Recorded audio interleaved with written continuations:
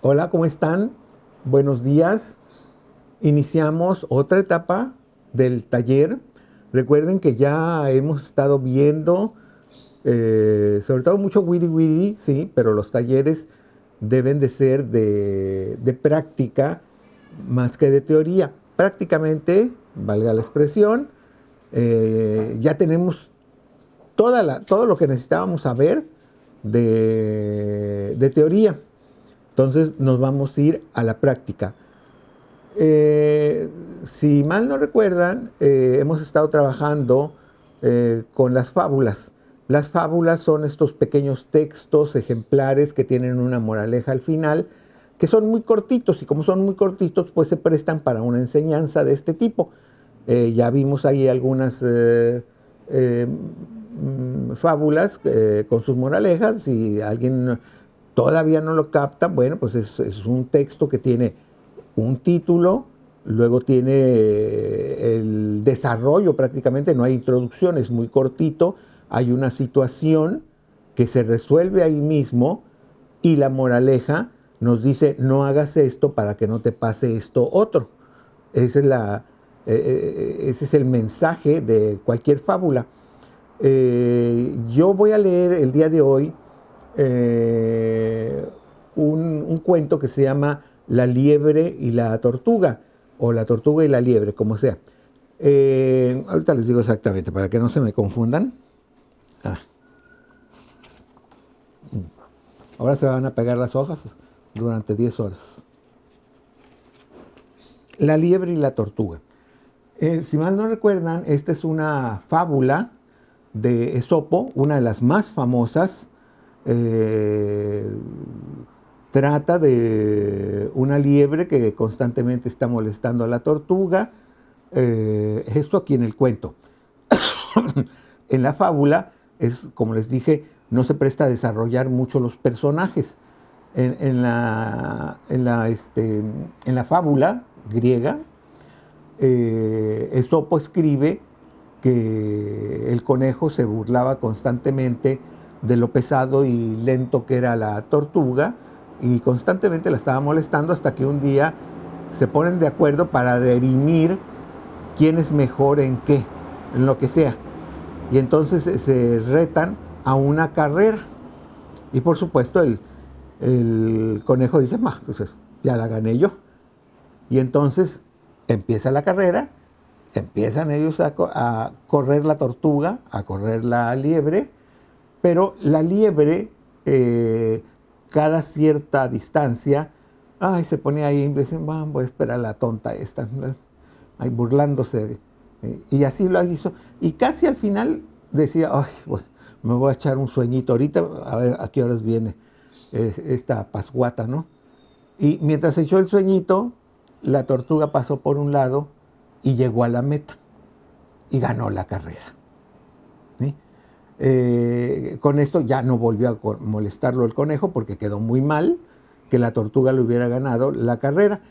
La enseñanza de esto es que no hay que ser tan vanidosos con nuestros conocimientos o con nuestros merecimientos porque luego podemos tener este tipo de sorpresas.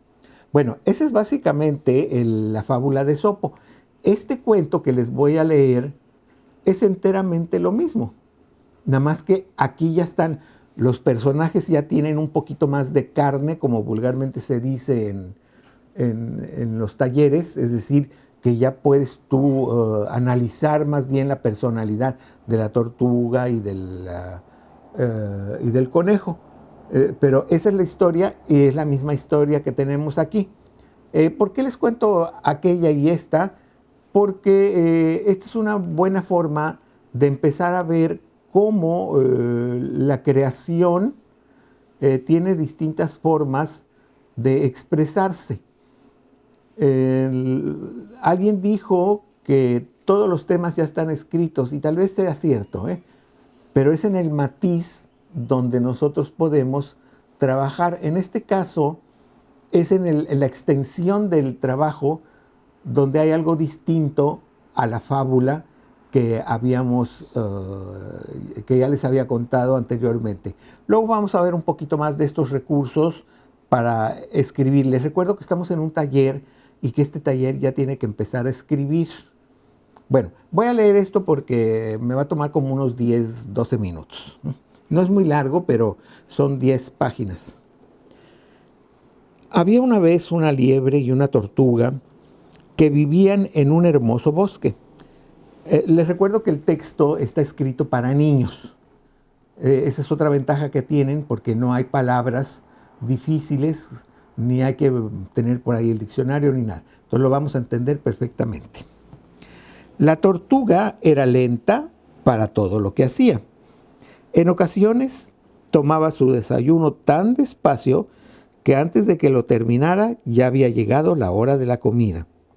Ahí hay como una burla, o sea, esto no lo vamos a encontrar en la fábula. Ya el texto nos está guiando, ¿verdad?, de cómo es el personaje.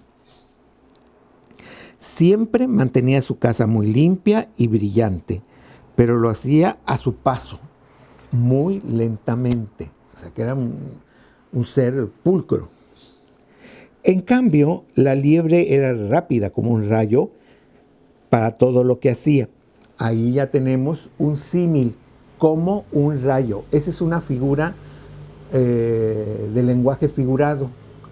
¿Sí? Empiecen a verlas porque uno dice, yo nunca las he usado, yo nunca las he visto. No, están en todos lados. Bueno, en cambio, la liebre era rápida como un rayo para todo lo que hacía. Se levantaba en la mañana, terminaba su desayuno y salía a dar un paseo por el bosque muy temprano, antes de que la tortuga siquiera saliera de su cama. La liebre no podía imaginar cómo la tortuga soportaba ser tan lenta todo el tiempo. La tortuga vivía a un paso de su buena amiga, la ardilla. La ardilla tenía una acogedora casita arriba de un roble viejo. Le encantaba pasar el tiempo escabulléndose por todas partes.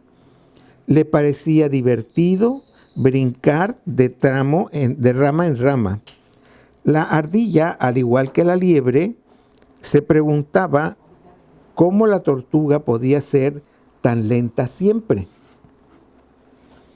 La liebre vivía cerca de su viejo amigo, el búho, quien, por supuesto, no era tan rápido como una liebre. De hecho, pasaba mucho tiempo durmiendo. Pero el búho era muy sabio y un buen vecino. En ocasiones pensaba, parece que la liebre siempre tiene prisa por llegar a algún lado. Me pregunto si alguna vez toma las cosas con calma. Noten cómo aquí ya aparecieron personajes que son secundarios. Los principales, ya sabemos, son la liebre y la tortuga, pero aquí aparecieron otros personajes. Esto tómenlo en cuenta para cómo se está dando el fenómeno de la creación. Todas las tardes, cuando había buen tiempo, la tortuga salía con sus pinceles y sus pinturas rumbo al bosque. Le encantaba pintar flores y árboles y el arroyuelo que pasaba junto a su casa. Trabajaba muy lentamente, pero sus pinturas eran muy hermosas. La liebre pensaba que pintar un cuadro no era muy emocionante. Qué aburrida es la tortuga, decía. La liebre se divertía saltando por todo el bosque. Le gustaba visitar a sus amigos, correr de casa en casa, a donde quiera que iba, siempre corría muy, muy rápido. Solo había un problema. La liebre estaba segura de que ella era el animal más inteligente, rápido y bien parecido de todo el bosque. Y siempre le decía a sus amigos lo increíble que ella era. Creo que me veo excepcionalmente bien este día, se decía a sí misma viéndose al espejo. Obviamente aquí ya el autor, quien reescribió esta fábula, ahorita les digo quién fue, ya les está dando más cuerpo a los personajes. Ya nos estamos dando cuenta de que este personaje, el de la liebre o el conejo, como quieran llamarle, es medio vanidoso, o vanidoso y medio. La tortuga nunca había sido presumida. Sabía que no era particularmente hermosa y que era muy lenta, pero no le importaba. Le encantaba pasar el tiempo trabajando arduamente, pintando sus hermosos cuadros a paso lento. Un día la tortuga estaba sentada junto al arroyuelo, pintando unas preciosas flores silvestres. La liebre se acercó y le dijo: «Eres una lenta, tortuga.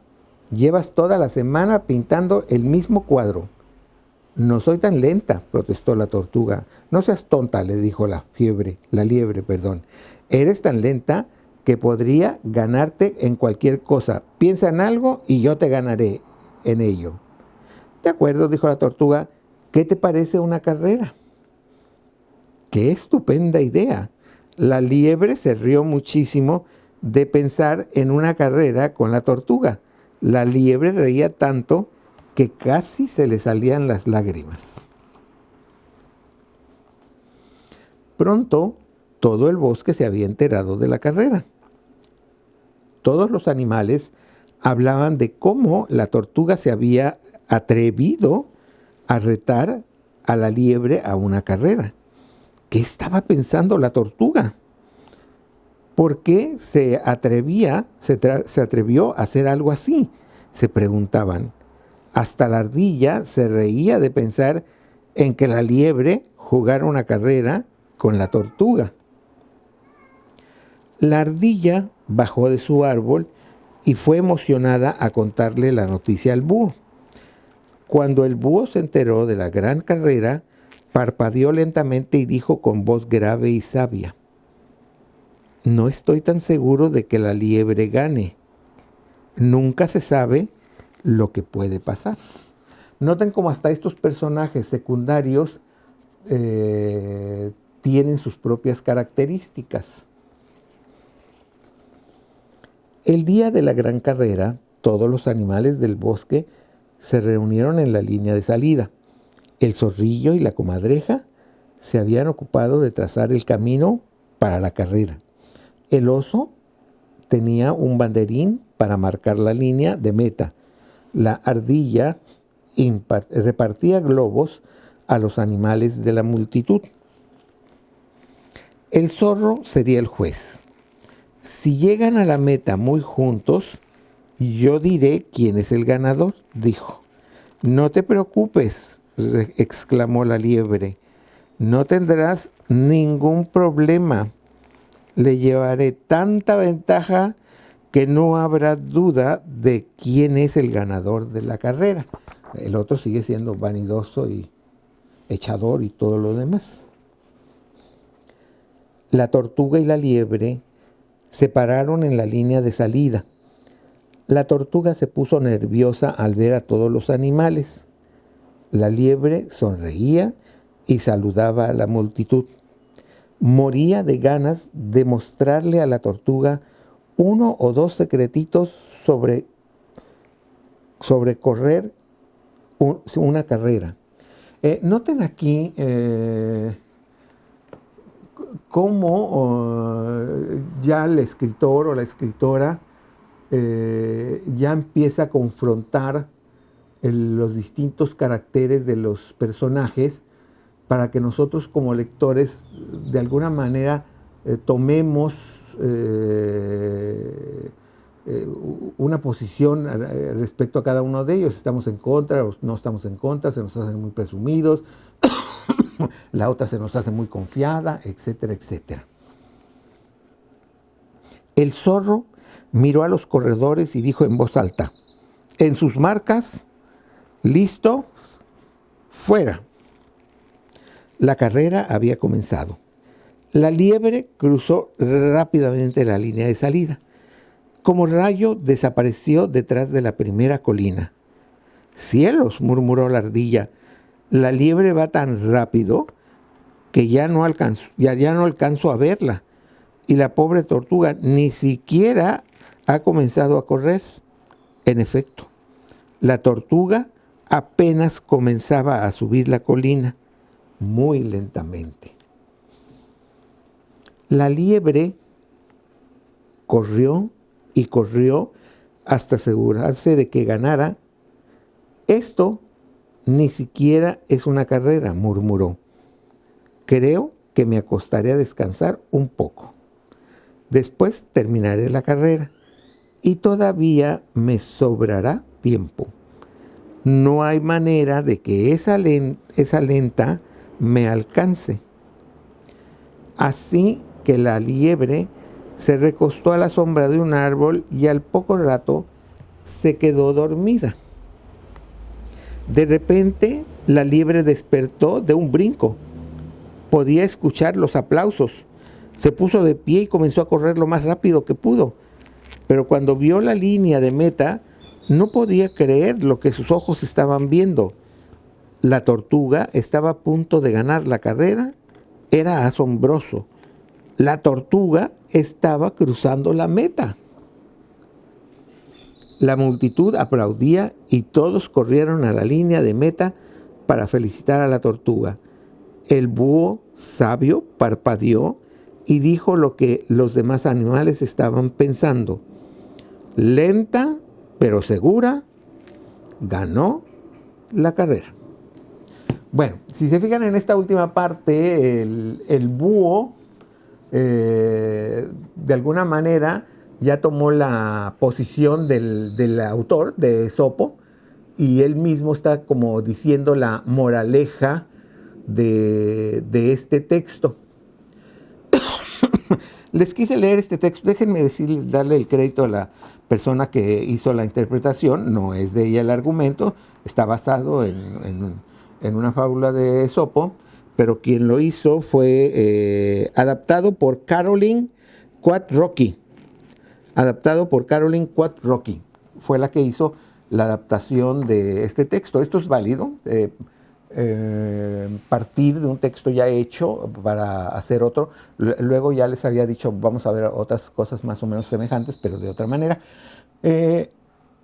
Estamos ahorita en el taller de creación.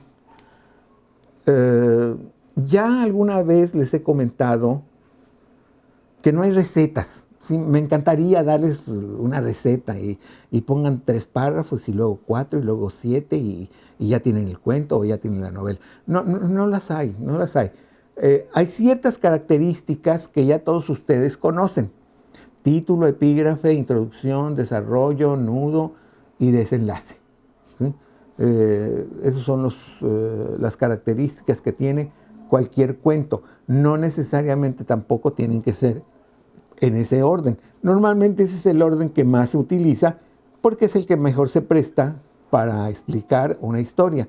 Estas historias, tanto la del cuento como la novela, recuerden que son narrativa.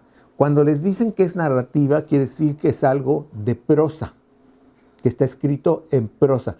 Sin embargo, acostúmbrese a usar esa palabra de narrativa, porque, por ejemplo, un lienzo, una pintura, puede tener una narrativa.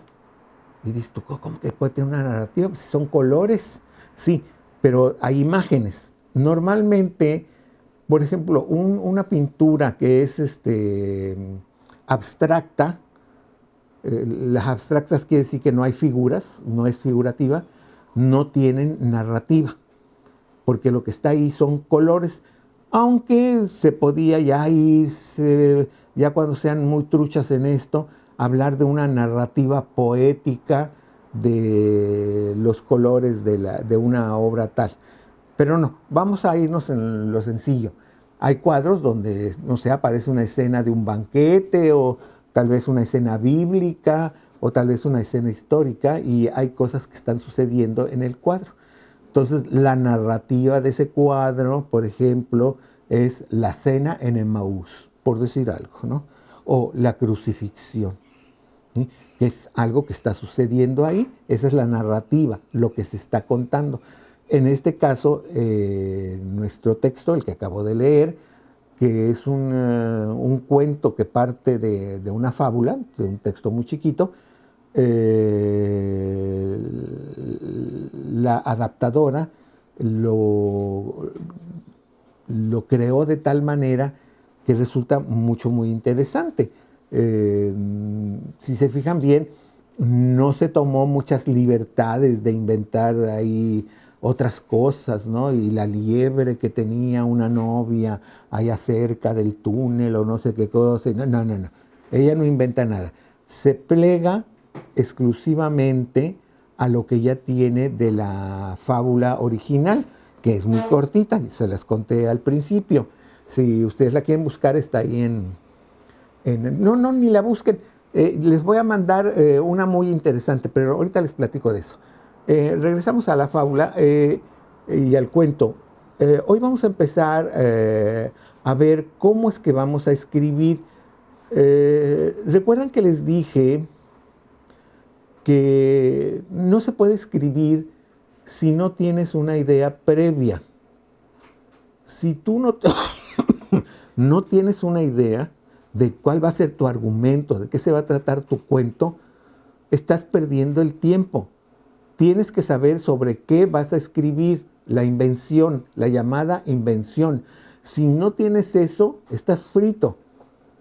Cuando tú ya tienes tu argumento, tu idea, tu tema, entonces es muy fácil, porque ya cuando tienes eso es que ya también estás pensando de qué manera lo vas a acomodar. ¿Cómo vas a acomodar ese cuento? ¿Cómo lo vas a empezar a contar? Recuerden, eso se llama la disposición. Y al final viene lo que se llama la elocución. ¿Qué es la elocución? En la elocución ya reúnes todo, le das la forma y lo presentas. Y ya tienes tu texto listo.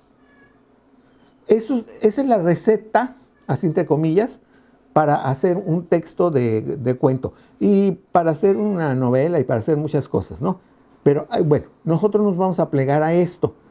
En casa, por favor, vamos a poner el esquemita: invención, disposición, locución. Y brevemente, bueno, en invención me van a decir, bueno, el tema creo que puede ser este.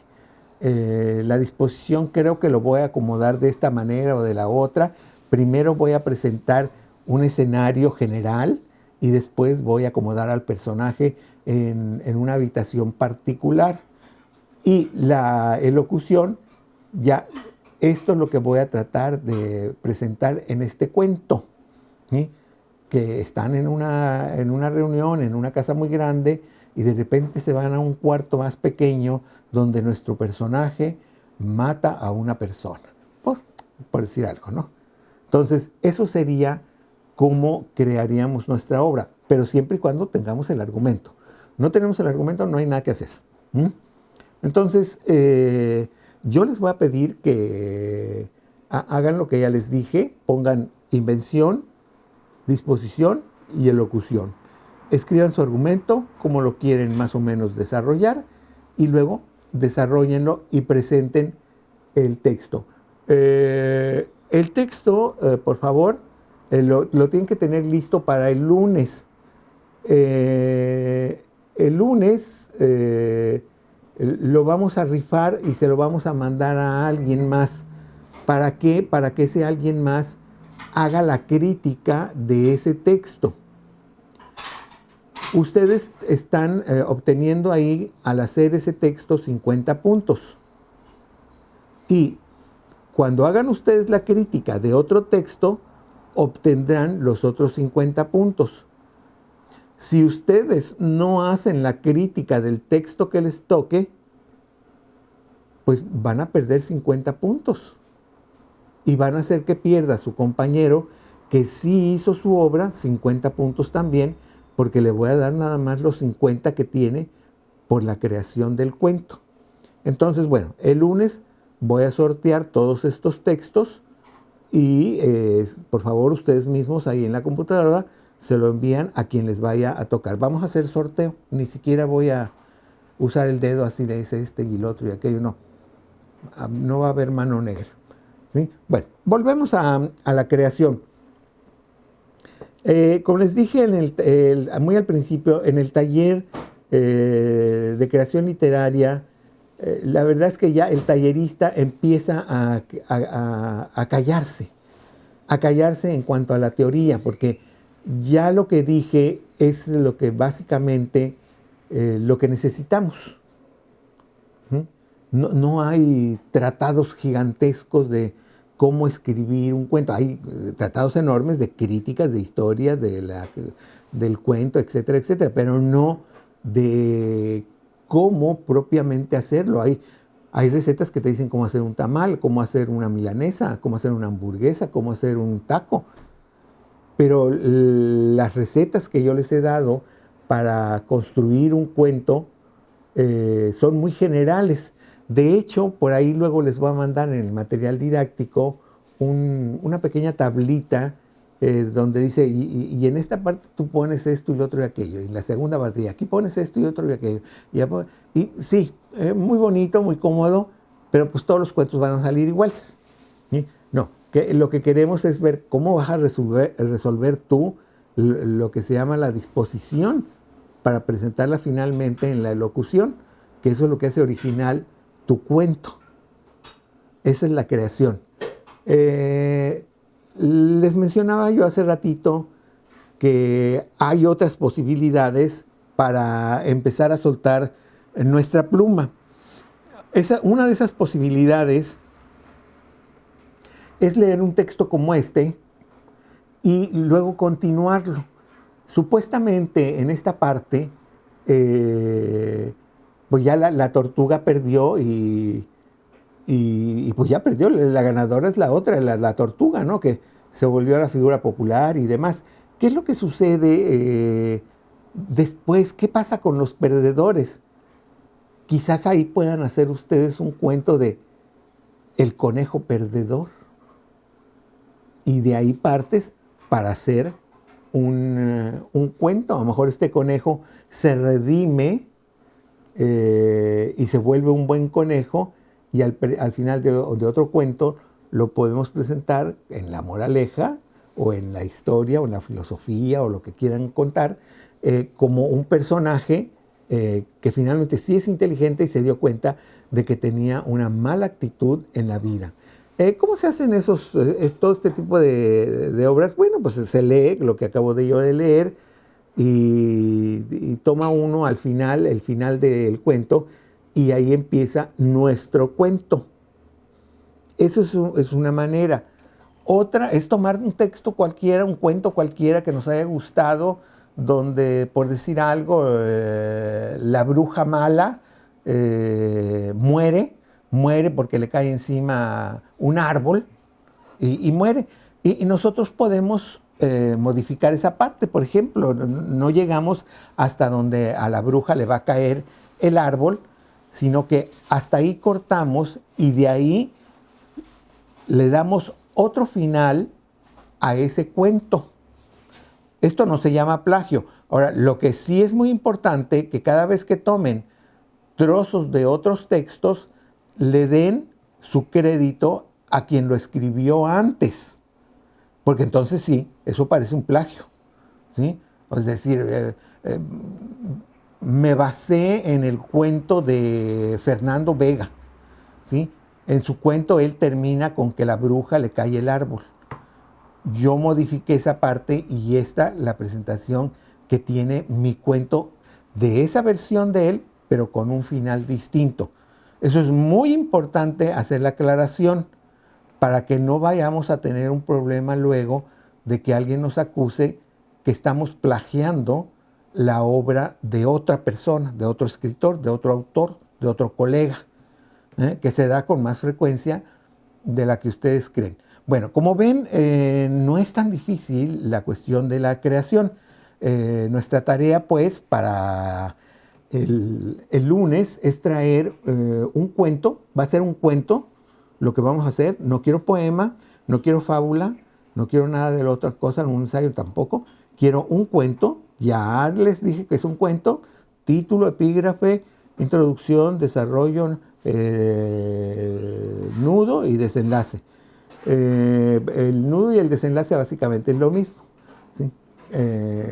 Aunque ya en textos muy amplios el nudo puede ser, ya que se viene anunciando cómo va a terminar el final, hasta llegar al último párrafo donde nos dicen, y el asesino fue Juanito Garza. ¿Cómo? Juanito Garza, ¿no? Sí. Y entonces ahí sí ya podemos decir que es el desenlace, y los 2 o 3 párrafos anteriores, de alguna manera el autor juega con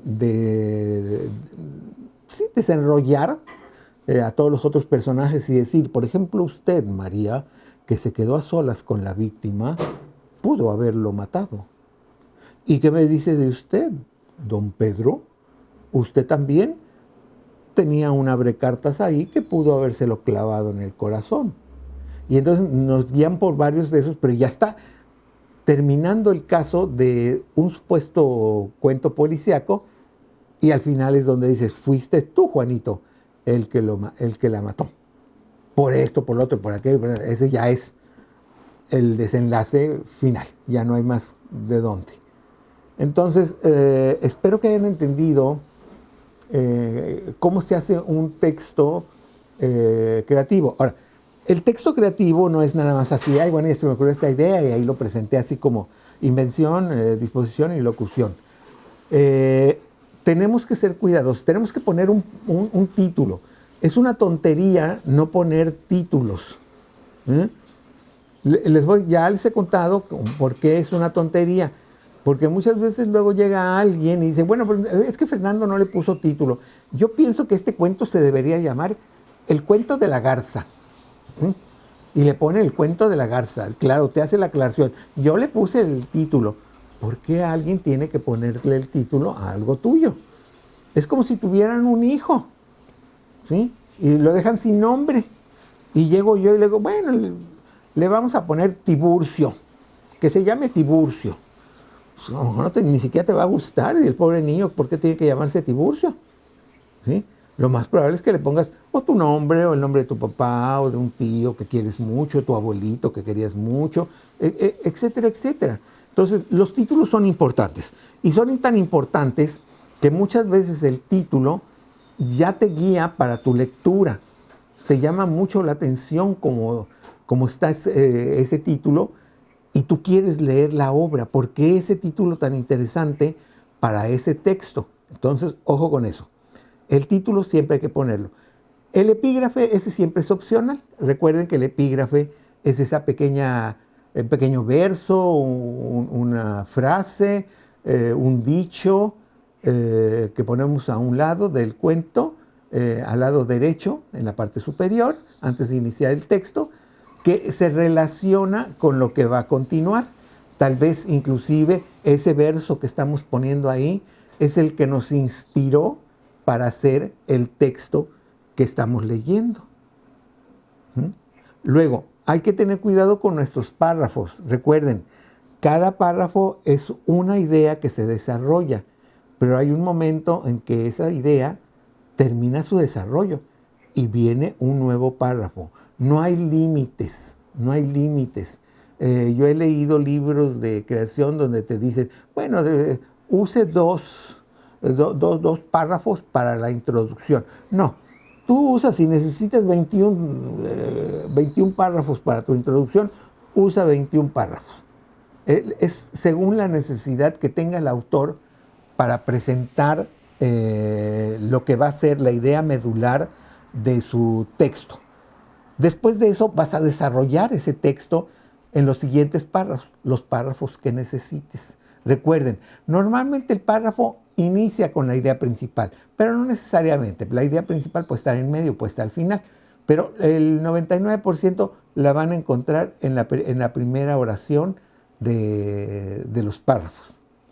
Ya tenemos todo eso, ya se acerca el final, y entonces ahí también vamos a utilizar la cantidad de párrafos que según nosotros necesitemos. Tal vez vamos a necesitar previamente explicar cómo viene el final, o crear una atmósfera para que se emocionen más con el cuento o cómo va a terminar.